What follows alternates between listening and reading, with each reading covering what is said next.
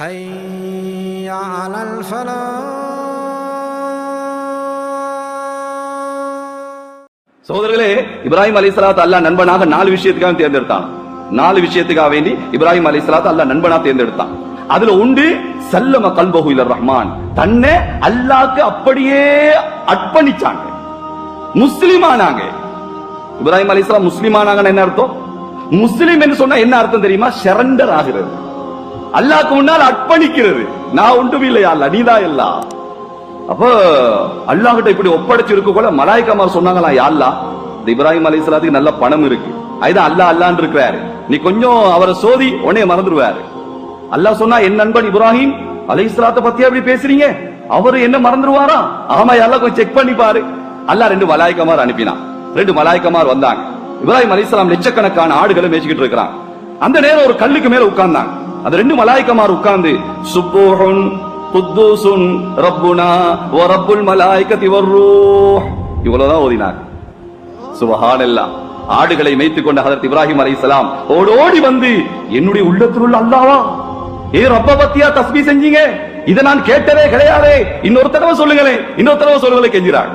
அப்ப அவங்க சொன்னாலும் சும்மா சொல்ல முடியாது, ஏதாவது வேணும். அப்படியா, என்கிட்ட இருக்க லட்சக்கணக்கான ஆடு, அதுல பாதி எடுத்துக்கோ. பாதி எடுத்தாச்சு. இப்ப சொல்றாங்க சுப்பூஹுன் குத்தூசுன் ரப்புனா வ ரப்புல் மலாயிகத்தி வர்ரூஹ். சகோதரர்களே, போதாது. யாரோட உள்ளத்துல என்ன இருக்கோ அத பத்தி எவ்வளவு பேசினாலும் போதாது. அப்படிதானே?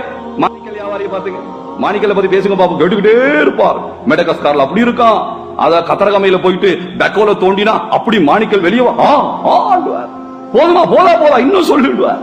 கனவுல பார்த்தா தலைவாணி கடியில மாணிக்கல் நிறைஞ்சு இருக்கும், எந்திரிச்சு பாப்பாரு தலைவாணி தூசிதான் இருக்கும், மாணிக்கல் இருக்க. சோதனை இப்படி ஏன்னா உள்ளத்துல மாணிக்கல். அரிசி வியாபாரியை பத்தி பாருங்க, அரிசியை பத்தி பேசு கேட்டுக்கிட்டே இருப்பாரு. அதே மாதிரி பாருங்க துணி வியாபாரி, துணியை பத்தி பேசிக்கிட்டே இருப்பாரு.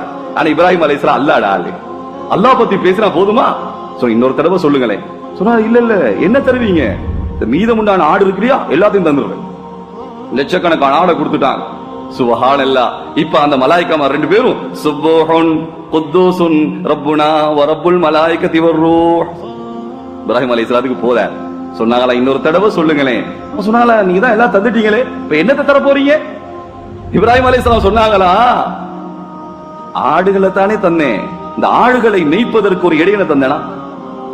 ஆடுகளை மேய்க்கணும் இல்ல, உங்களுக்கு தர்றது அநியாயம். இந்த ஆடுகளை மேய்ப்பதற்கு நான் அடிமையாக உங்களுக்கு இடையனாகிறேன். சுப்ஹானல்லாஹ். அந்த மலாயிகமார் போய் சொன்னாங்களா, யா அல்லாஹ், தகுதியான ஆளை தான் தேர்ந்தெடுத்திருக்கிறேன், என்ன கொண்டு வந்த சொல்ல, என்ன கொண்டு போவோம்? இப்ராஹிம் அலைஹிஸ்ஸலாம் சொல்றாங்க, நான் என்ன கொண்டு வந்தேன், இந்த ஆடெல்லாம் அல்லாஹ் தந்தது, நான் பிறக்கின்ற நேரம் துணி இல்லாம வந்தேன். யாரு சோலை உடுத்துக்கிட்டு பிறந்தது சொல்லுங்க பாப்போம்? யாராவது பிறக்கிற உடுப்போட வந்தமா? இல்ல, வர்ற நேரம் ஆடை இல்லாம வந்தோம், உம்மாவோ அல்லது பக்கத்துல உள்ள மிசியோ ஒரு துணியால சுத்தி விட்டா. போற நேரம் யாராவது உடுத்திக்கிட்டு போறோமா சொல்லுங்களேன்? யாரு எந்த ஊர்ல கஃபனை உடுத்திக்கிட்டு நான் மௌத்தா போறேன் அப்படி போனாரா? இல்ல. மௌத்தா போன பிறகு மோதிரத்தை கழட்டுறான், வாட்சை கழட்டுறான், பெரிய மகன் போன் எடுத்துக்கிறான், உடுப்பெல்லாம் கழட்டியாச்சு, எல்லாம் கழட்டு போறோம். வர்ற நேரம் எப்படி சுத்துறாங்களோ போற நேரமும் சுத்துறாங்க, வரக்கொலையும் சுத்துறாங்க, போக்கொலையும் சுத்துறாங்க.